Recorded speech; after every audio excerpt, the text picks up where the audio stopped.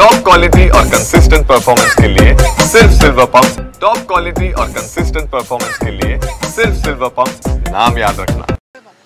100% एक थोडासा खेद आहे की जैसे की माझी अशी अपेक्षा होती देवेंद्र भाऊ किंवा अजित दादा याच्यावरती काल सांगितलं पाहिजे होता आणि जे 2 दिवस अगोदर राजीनामा घेतला गेलेला आहे माझा कल अपेक्षित होता। जसे की मी फेसबुक वरती पोस्ट टाकलेली आहे, पण काल पण झाला नाही, पण आज 1 बजेपर्यंत एक बजे किंवा 2 बजेपर्यंत 100% महाराष्ट्राला न्याय भेटेल।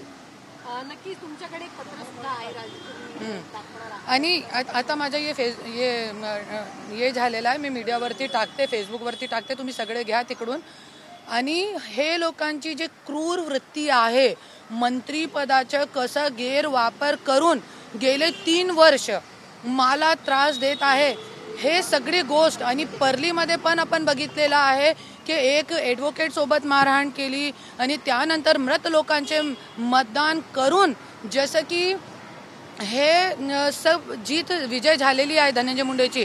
तो हे सगळं बघताना हे लोकांची क्रूरता बघताना 27/11/2024 रोजी राहुल नार्वेकरजींना, राज्यपाल साहेबांना आणि इलेक्शन कमिशनचे कमिशनरला मी निवेदन दिलेलं आहे की धनंजय मुंडेला शपथ घेऊ देऊ नका, क्योंकि हे खूप क्रूर माणूस आहे, खूप क्रूर वृत्तीचे लोक आहे, घाणेरड्या लोकांना सपोर्ट करताय, पण कोणी माझी ऐकली नाही। पण आज 9 डिसेंबरला संतोष देशमुख हत्या प्रकरण झाला, त्याच्यामध्ये पूर्ण महाराष्ट्राचे समोर हे लोकांचे जे असली रूप आहे ते लोकांच्या समोर आला आणि आज ईश्वरची कृपाने मी साक्षात शिवबाबाला मी धन्यवाद मानते की आज सगळ्यांना न्याय मिळाला।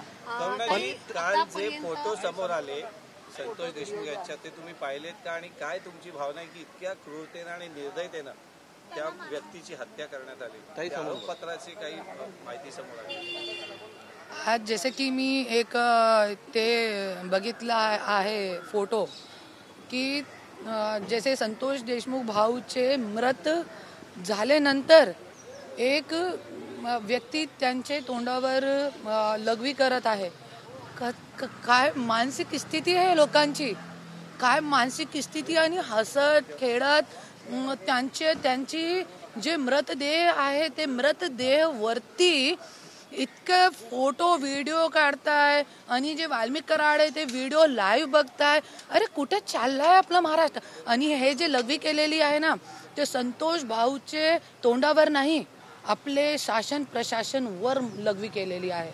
मी तो इतका पण सांगू शकते। आणि हे तुम्ही बघा, जरी एक मृत व्यक्तीची इतकी बुरी अवस्था करू शकते हे लोक, तो एक जिवंत व्यक्तीची काय अवस्था करतात हे लोक। मी तो असं म्हणणार की जसं धनंजय मुंडेंनी मागणी केली होती, वाल्मिक कराडनी स्वतः सरेंडर झाल्यानंतर मागणी केली होती की जे कोणी दोषी असेल त्यांना फाशीची सजा झाली पाहिजे, तो आता आमची नाही त्यांची मागणी पुरी करा। त्यांची मागणी होती की फाशीची सजा झाली पाहिजे संतोष देशमुख भाईचे आरोपीला, तो आता पूर्ण महाराष्ट्राची मागणी आहे की हे लोकांना फाशीची सजा द्या। आणि माझी स्वतःची एक मागणी असेल याच्यामध्ये ज्याच्या पूर्ण महाराष्ट्र बघायला पाहिजे की एक मृत व्यक्तीचे तोंडावर लघवी करणारे नीच क्रूर घाणेरड्या लोकांचे तोंडावर पूर्ण जनताचे समोर आणायच्या आणि त्यांचे तोंडावर लघवी करायच्या, असं आपल्याला करायचं आहे।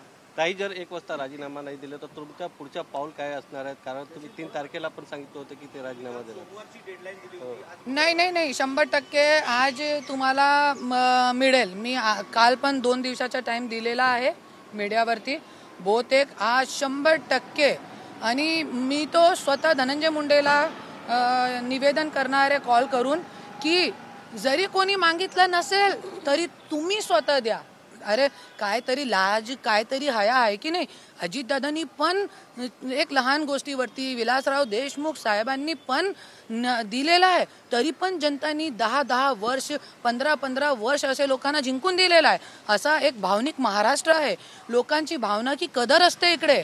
आज पूर्ण महाराष्ट्र माझ्या पण पाठीमागे आहे। कशासाठी? माझ्याकडे काही नाही आहे लोकांच्या देण्यासाठी, तरी पण माझ्या पाठीमागे क्योंकि भावनिक आहे।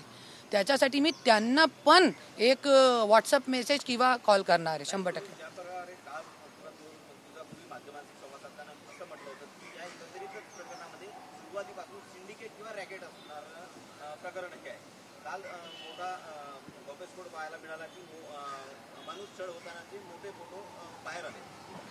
ऐका, ये तो मृत्यू झालेली आहे त्याच्या सगळ्यांच्या समोर आलेला आहे है ना. पण अशी खूप काही गोष्टी आहे, जैसे कि एक गरीब व्यक्ति का अभी आपका ही कोई प्लॉट खींच ले, आप जिंदगी भर कमा रहे हो, मेहनत कर रहे हो, सुबह सुबह 7 बजे यहाँ आ गए, आपने एक प्लॉट लिया है, वो कोई मंत्री का व्यक्ति खींच ले, आपको कैसा लगेगा? एक ये जो खूप बडा रॅकेट आहे, ये सब लोगों को, ये सगळे लोकांना थांबावं लागेल आपल्याला. आणि याच्यासाठी मला मुख्यमंत्री देवेंद्र साहेबांची भेट पाहिजे. त्यांनी आतापर्यंत मला दिलेली नाही आहे. मी एक मंत्रीची बायको आहे आणि एक पक्षाची अध्यक्षता आहे, तरी पण मला आतापासून मला देवेंद्र साहेबांनी भेट दिली नाही. क्योंकि मला सांगायचं आहे, खूप काही गोष्टी सांगायच्या आहे. हे सगळं जे सिंडिकेट चालू आहे त्याच्याबद्दलही मला सांगायचं. 3 महिन्यांपासून राजीनाम्याची मागणी होते, मात्र त्यांच्या बाजूने राजीनाम्यासंदर्भात कोणतीही पावलं मुंडेंकडून उचलण्यात आले नाही. अखेर त्यांना मुख्यमंत्र्यांना आदेश द्यावे लागले, म्हणजे त्यांची जवळची व्यक्ती या प्रकरणामध्ये सहभागी असून सुद्धा कसं पाहता, म्हणजे त्यांच्या संदर्भात अनेक प्रश्न. 100% जे धनंजय मुंडेला पाठीशी घालण्याचं काम अजितदादा करत आहे, सगळ्यांनी बघितलेलं आहे. आणि आज कुठेतरी फक्त धनंजय मुंडेची सभी धुलमिल नाही होते, आता याच्यामध्ये पूर्ण राष्ट्रवादीचे जे पूर्ण कॅरेक्टर आहे हे लोकांच्या समोर आलेला आहे. जे पाठबळ देताय ना आणि जे पाठीशी घालताय त्यांना, अरे तुम्ही मृत्यू झाल्यानंतर, एक मर्डर झाल्यानंतर तुम्ही त्यांना मंत्रिपदाची शपथ द्यायला लागताय. कुठे चाललाय महाराष्ट्र? तुम्हाला लोकांची काही मनाची विचाराची काय राहिली नाही. आणि जे पक्ष असता, एक विचार असतो, एक पक्ष जे असताय ना ते विचार असतो, आणि तुम्ही तुमचे विचार कुठे आहे? आणि आज हे फक्त धनंजय मुंडेची याच्यामध्ये इमेज कमी झालेली नाहीये, पूर्ण राष्ट्रवादीची इमेज इसमें याच्यामध्ये.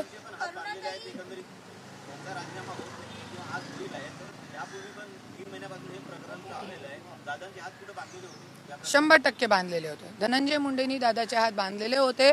आणि मी खूप मोठी बात करते, कशाला मी करू शकते, क्योंकि 27 वर्ष घरामध्ये बघितलेलं आहे. आणि जे बघितलेलं आहे तेच मी मीडियासमोर बोलते, लोकांच्या समोर बोलते. आणि जे धनंजय मुंडे आहे ते अजितदादा गट नसून धनंजय मुंडे गट आहे, त्याच्यासाठी हात बांधलेले आहे.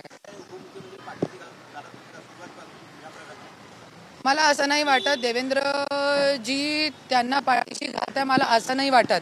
क्योंकि आज तुम्ही बघू शकता, त्यांची जरी इच्छा नसली होती, देवेंद्र भाऊची, सीएम साहेबांची जरी ये इच्छा नसली होती, तो आज वाल्मिक कराड का नाव आला नसला होता. ते 100% आहे. ते जे ॲप्रिशिएटेबल काय म्हणतात त्याला मराठीमध्ये, ते प्रोत्साहन करण्याचे जे काम देवेंद्र भाऊनी केलेलं आहे 100% एकदम. क्योंकि एक मंत्रीचे ॲट्रॉसिटी मध्ये मला 45 दिवस ठेवला गेला होता, मी विसरू शकत नाही कधी. हे सुद्धा होऊ देत नाही होते हे लोक. असं हे लोकांच्या मंत्री काय असते मला आता माहित पडला. मंत्रीची बायको 27 वर्ष राहिली, पण मला माहित नाही होता मंत्री काय असतो. जवळपास 109 जणांचा अशाच पद्धतीने हत्या झाल्याचं देखील सांगितलं जातंय. नेमकं तुम्ही याकडे कसं बघताय?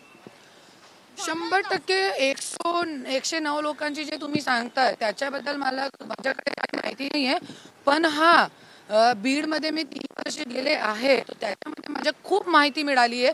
जसे माझ्याकडे रेकॉर्डिंग्स आहे. 1 वाजता कोणी मला कॉल करून सांगितलेलं आहे की पूर्ण रेकॉर्डिंग आहे माझ्याकडे, मी पूर्ण देवेंद्र फडणवीस साहेबांना देणार आहे की मला असं खोट्या केसमध्ये टाकला आहे वाल्मिक कराडनी, धनंजय मुंडेनी.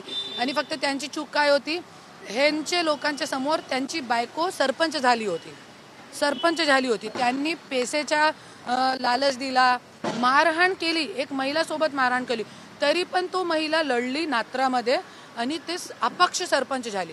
त्याच्यासाठी त्यांचे नवऱ्याला ॲट्रॉसिटी केसमध्ये टाकला. मला कॉल आला रात्री 1 वाजता. मी सांगितलं त्यांना, तुम्ही घाबरू नका, मी बघते. आणि त्यांनी असे, आणि काही लोकांची जमीन खाल्ली आहे, कोर्टाची ऑर्डर असून कोर्टाची ऑर्डर सुद्धा मानत नाही होते हे लोक. माझ्याकडे पुरावे आहे. एक मुलगा ज्याची अंबाजोगाईमध्ये जमीन खाल्ली आहे, कोर्टाची ऑर्डर असताना पोलीस गुंड लोक तिकडे जायचे आणि त्या लोकांना प्रेशराईज करायचे. आता जे मी सांगितलं त्यांनी केला आणि त्याला न्याय मिळाला. माझ्याकडे मेसेज पण आहे, त्यांनी मला धन्यवाद पण दिला.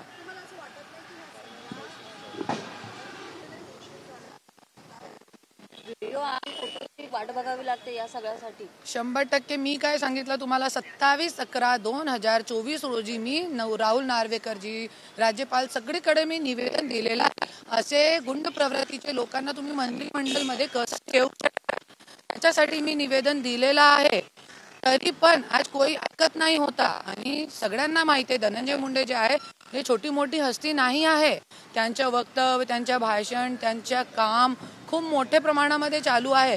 त्यांनी पण स्वतः सांगितलेला मी कधी इतका मोठा झाला मला स्वतः माहीत पडला नाही. ते 100% आहे.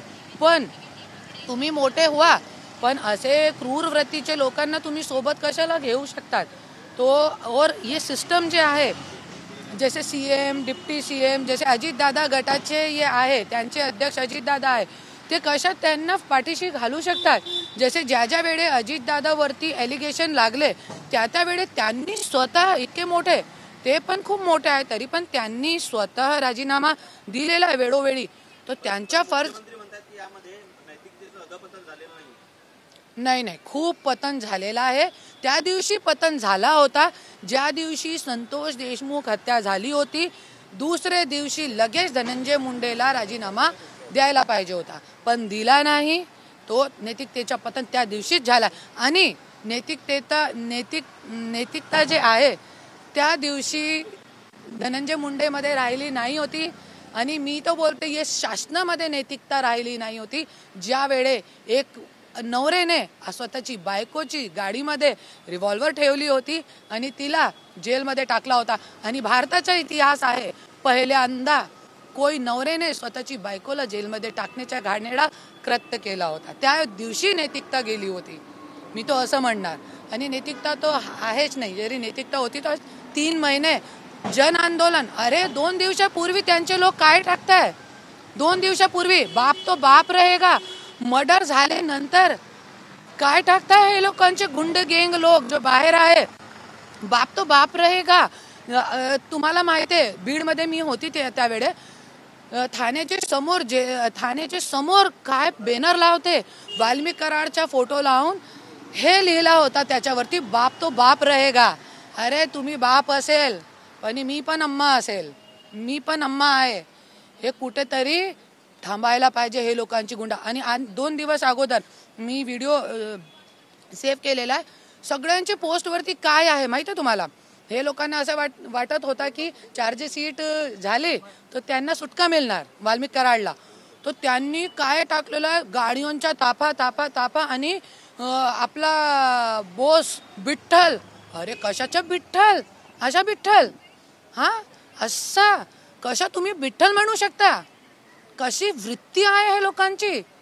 आणि तुम्ही असं टाकताय 2 दिवशी अगोदर चार्जशीट सबमिट होले अगोदर हे लोकांनी काय टाकलाय की आमच्या ये बॉस येणार आहे 2 दिवसामध्ये आणि सगळ्यांना मजा चाखवणार आहे. अरे आता काय मजा चाखवणार आहे तुम्ही, काय मजा चाखवणार आहे. क्या पूर्ण महाराष्ट्राला तुम्ही मारणार आहे का, असं संतोष देशमुख भाऊ सारी का. तो हे सगळं खूप माज आहे लोकांच्या. आणि हे सगळं जे राजीनामा आहे हे नैतिकताच्या आधारावर धनंजय मुंडेला द्यायला पाहिजे होता. परत जनता जरी दिला होता नैतिकताच्या आधारावर, 100% नैतिकतेचा खून झालेला याच्यामध्ये.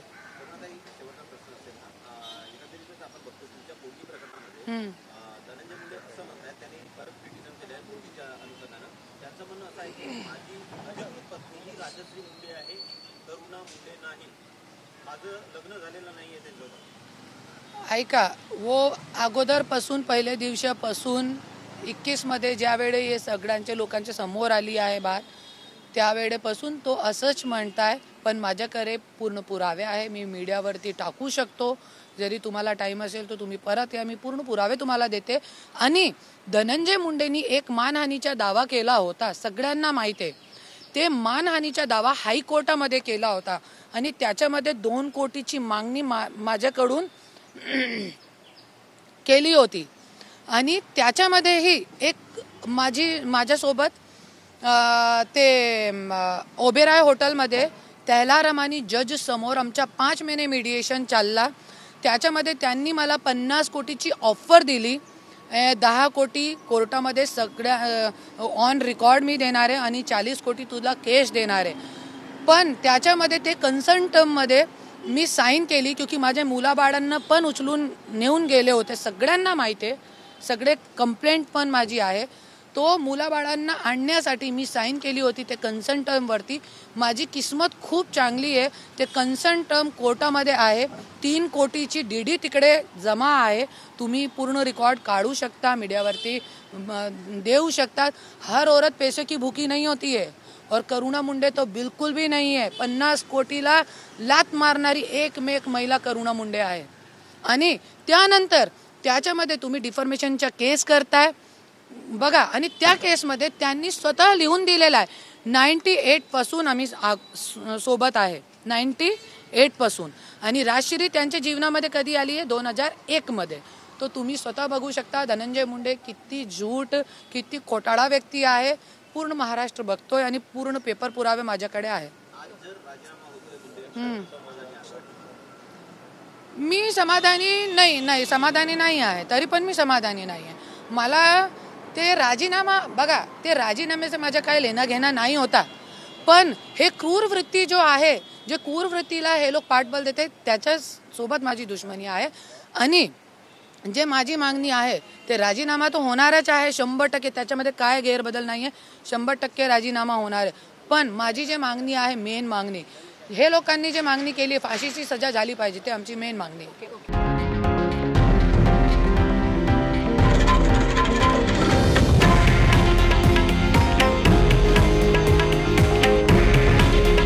हे आहे देशातील नंबर 1 न्यूज नेटवर्क आणि आपण पाहत आहात TV9 मराठी. काळजी तुमची, हित महाराष्ट्राचं.